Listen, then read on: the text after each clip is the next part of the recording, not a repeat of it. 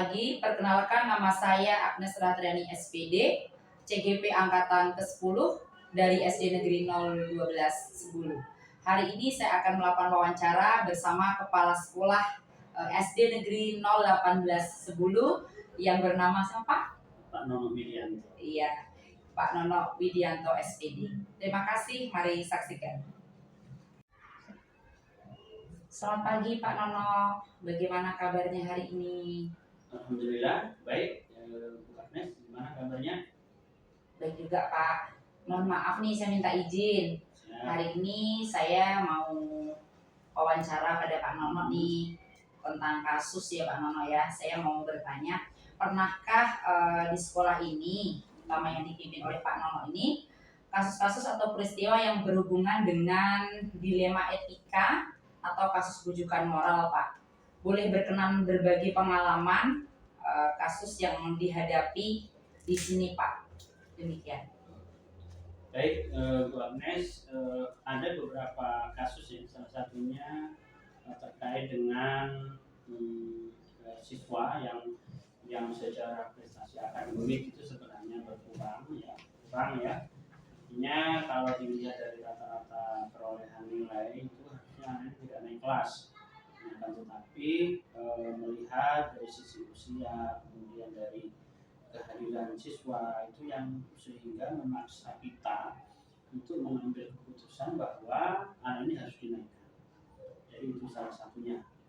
Oh, baik Pak, dengan kasus ini Pak, saya akan mohon izin Pak ya memberikan pertanyaan-pertanyaan yang berhubungan dengan kasus tersebut Pak ya. Selama ini bagaimana Bapak dapat mengidentifikasi kasus-kasus yang merupakan dilema etika atau bujukan moral Pak? Di mana bahwa dilema etika itu harus benar lawan benar kan Pak? Jadi ada dilema benar lawan benar. Sedangkan kalau rujukan moral kan tentunya benar lawan salah, jadi gampang memutuskan itu. Bagaimana cara Bapak mengidentifikasinya Pak? Tentunya di dalam mengidentifikasikan kita harus memperoleh informasi ya dari berbagai pihak. Kalau terkait siswa terutama dengan guru kelasnya, baik dengan guru bidang studi dan guru yang lain yang berhubungan dengan siswa tersebut. Mungkin itu yang pertama. Baik Pak. Nah, pertanyaan selanjutnya ya Pak Nono, selama ini bagaimana Bapak menjalankan atau mengambil keputusan di sekolah, terutama untuk kasus-kasus di mana ada dua kepentingan yang sama-sama mengandung nilai kebajikan. Jadi bagaimana Bapak mengambil keputusan yang menurut Bapak terbaik? Ya, tentunya karena kita ini di dalam sebuah institusi itu tidak berjalan sendiri ya kan, artinya boleh dibilang kita ini kalau di dalam sebuah lembaga itu bersikap kolektif kolegial ya, artinya tidak mungkin keputusan itu langsung diambil oleh seorang pimpinan, dalam ini kepala sekolah. Ketika itu berkaitan dengan siswa, tentunya kita harus melibatkan beberapa guru yang terlibat dalam hal ini. Jadi kita akan mengadakan musyawarah dengan beberapa guru, wakil kepala sekolah untuk memutuskan terkait hal apa yang terkait dengan peristiwa itu. Berarti tadi sebenarnya saya mau tanya tuh Pak, langkah-langkah atau prosedur yang Bapak lakukan. Ternyata Bapak sudah jawab. Jadi tadi melakukan musyawarah ya Pak ya dengan guru, terus dengan wali murid tentunya ya Pak ya.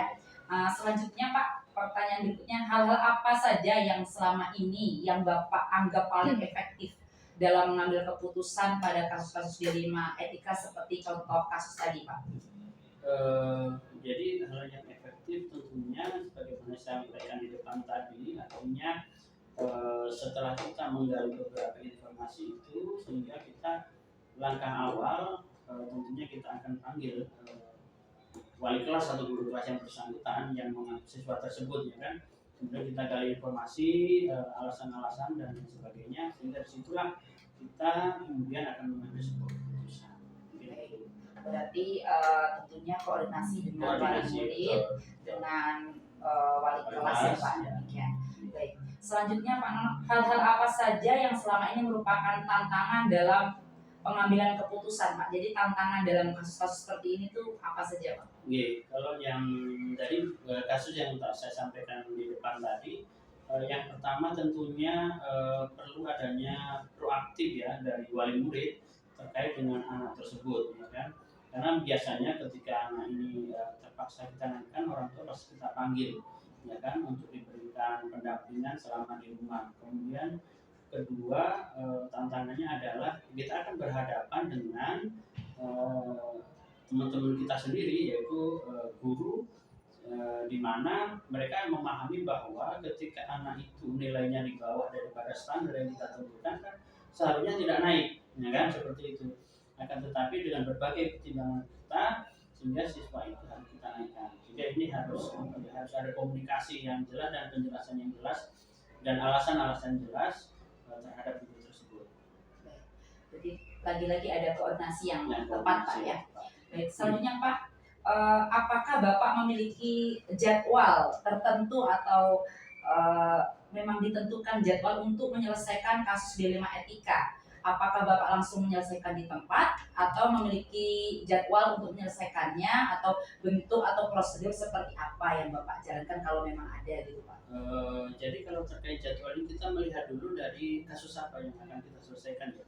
Kalau terkait dengan siswa yang terkait kenaikan itu memang kita punya jadwal sebelum kita melakukan memutuskan siswa naik itu kita punya jadwal untuk melakukan musyawarah dengan seluruh dewan guru. Ya, jadi kalau terkait jadwal itu tergantung masalah apa yang akan kita selesaikan. Ada sesuatu hal yang bisa langsung kita selesaikan saat itu juga, ada suatu hal yang harus kita selesaikan harus melibatkan banyak pihak seperti itu. Tergantung daripada persoalan yang kita ya.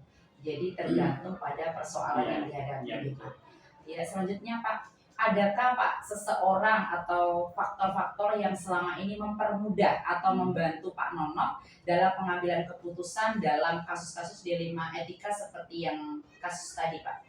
Tentunya ada. Jadi yang pertama, kalau di tempat saya ini kan kita sudah bentuk, kita libatkan wakil kepala sekolah ya.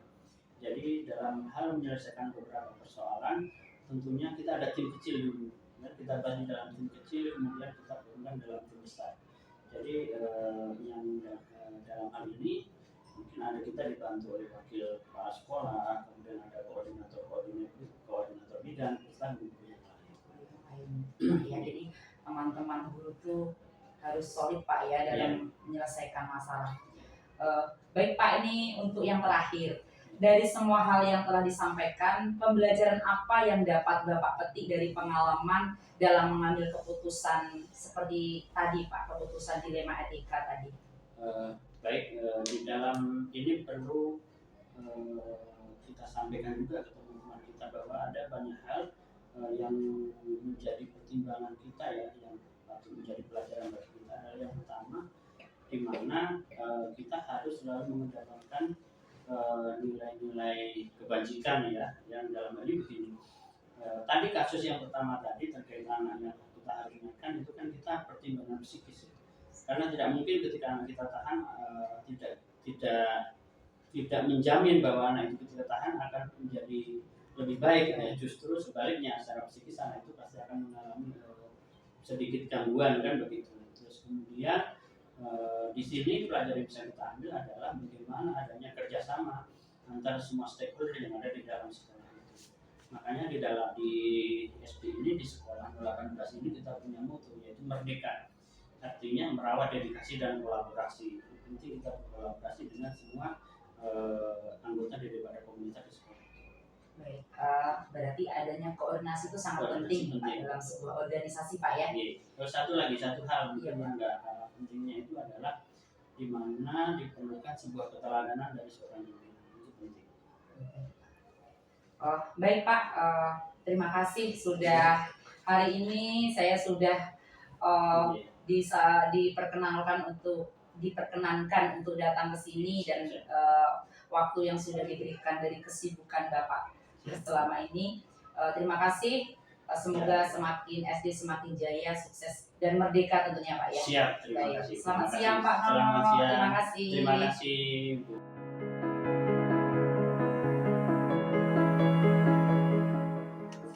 Selamat pagi Pak Sumadi. Iya, selamat pagi. Bagaimana kabar hari ini Pak? Sehat. Bagaimana itu? Luar biasa sehat Pak.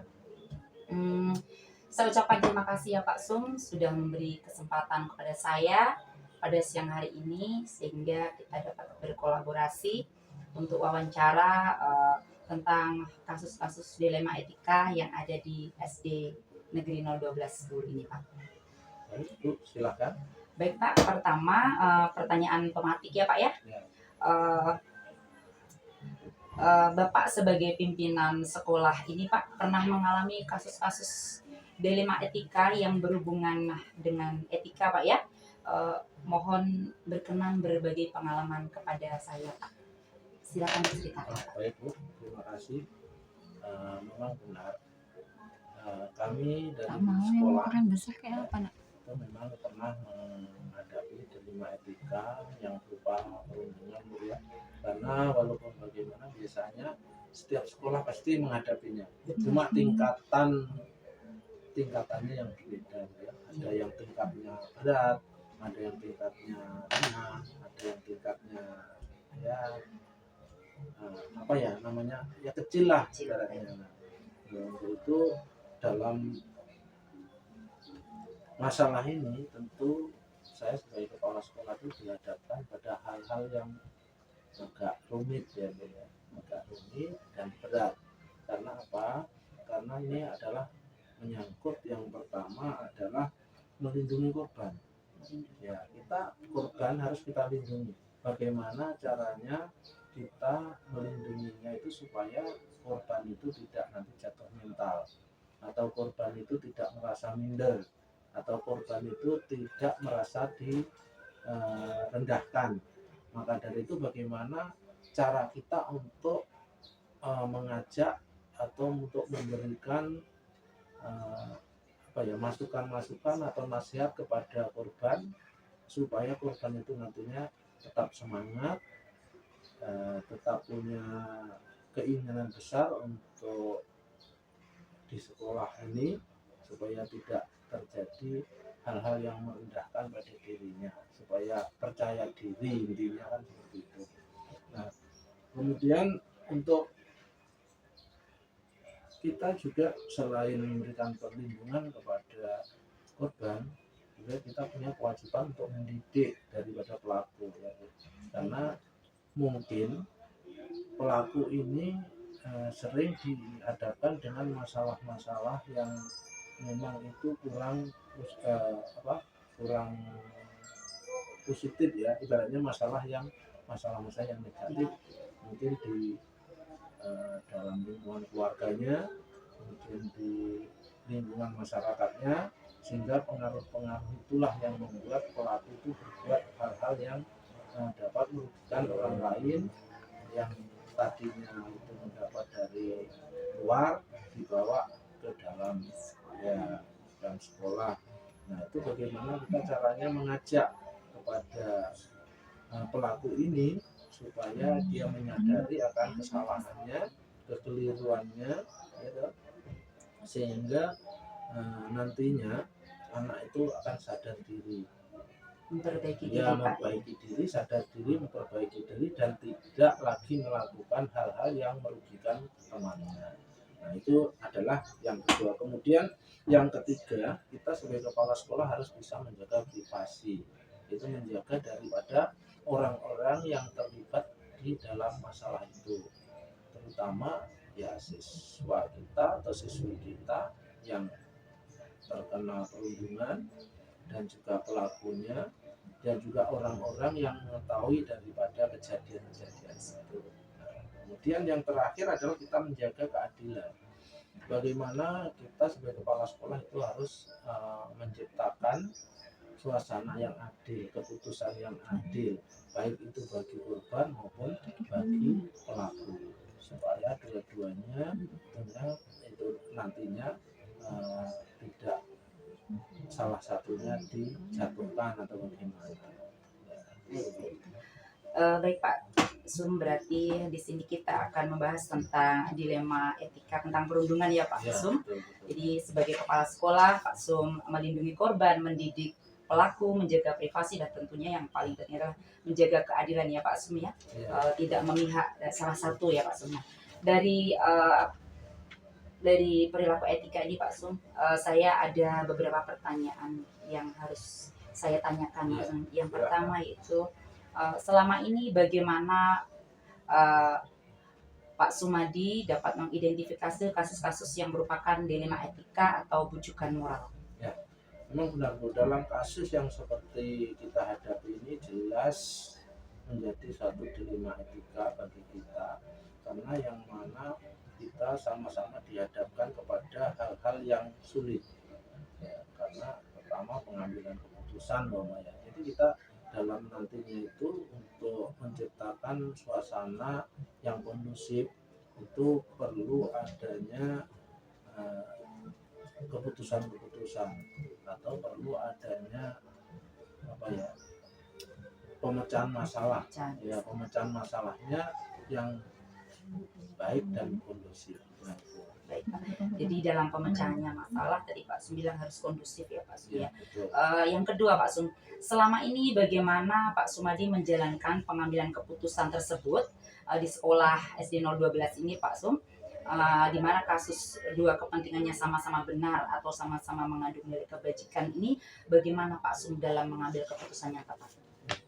Dalam kita mengambil keputusan tentu tidak semudah yang kita bayangkan, tidak semudah yang kita bayangkan. Karena apa? Karena untuk mengambil keputusan itu harus benar-benar yang tidak merugikan semua pihak. Jadi kita perlu mengumpulkan informasi-informasi yang berkaitan dengan kasus itu ya. Kita tidak bisa memutuskan sesuatu tanpa menggali informasi dulu. Nah, setelah informasi kita ketahui, kejelasannya kita ketahui, barulah kita nantinya akan membuat suatu keputusan. Nah, dari hal-hal yang Pak Sum tadi sampaikan, langkah-langkah atau prosedur seperti apa Pak Sum yang Pak Sum lakukan selama ini dalam kasus tersebut?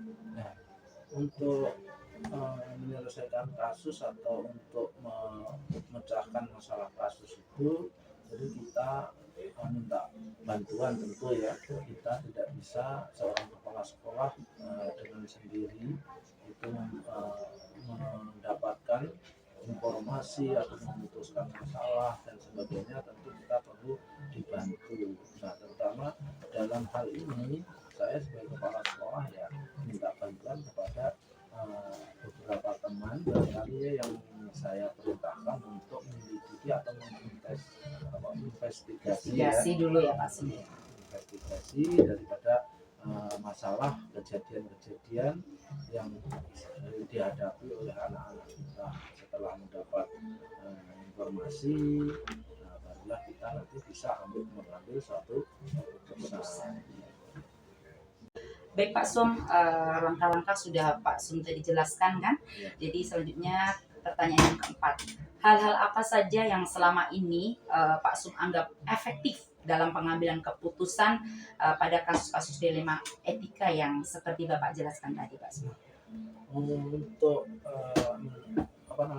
untuk hal-hal yang dianggap efektif ya untuk memecahkan masalah ini, tentu kita tidak terlepas daripada orang-orang yang bisa kita mintai bantuan atau orang-orang yang terlibat dalam masalah ini, terutama adalah siswa-siswi yang bersangkutan ya, atau siswa atau siswi yang bersangkutan, baik itu korban maupun pelakunya.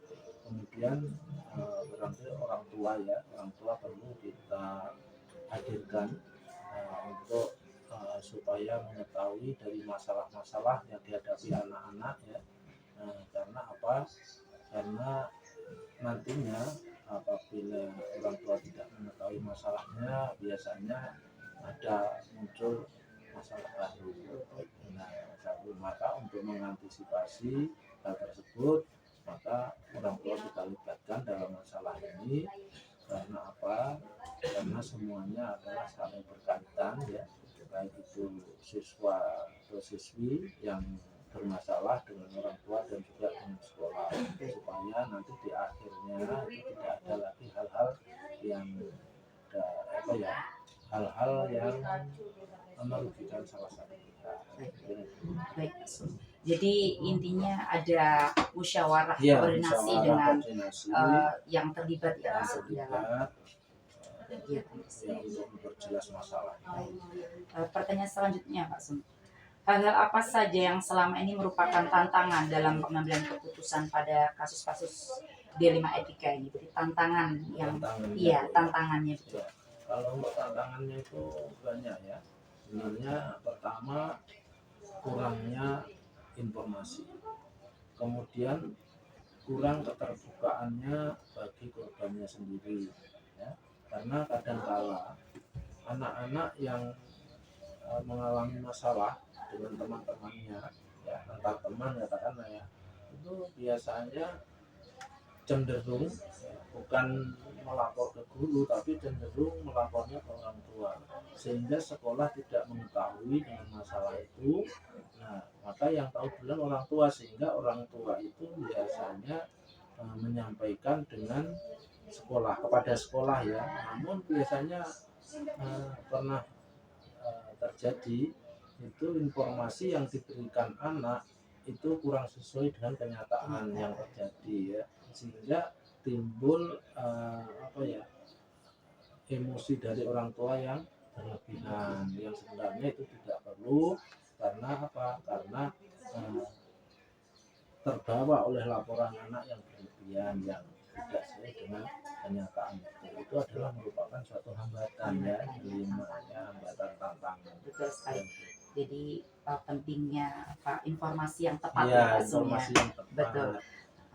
Ya, pertanyaan selanjutnya Pak Sum. Ya, apakah Pak Sum memiliki jadwal tertentu dalam sebuah menyelesaikan masalah dilema etika ini di sekolah kita ini Pak Sum? Nah, kalau jadwal ya, saya tidak pernah mempunyai jadwal karena kita kan hanya lingkungan kecil. Kecuali kalau kayak masalahnya yang ibaratnya bertentangan dengan hukum ya, atau mungkin ya memang perundungan sebenarnya juga hukum jalannya, tapi kan untuk lingkupnya itu kan kecil ya, karena lingkungan sekolah mungkin kan, dan juga usia masih anak-anak ya kan. Jadi tidak ada jadwal khusus untuk penyelesaian, namun setiap ada masalah yang muncul di sekolah tentu kita selesaikan dengan baik. Namun kita lihat masalahnya, kalau masalahnya itu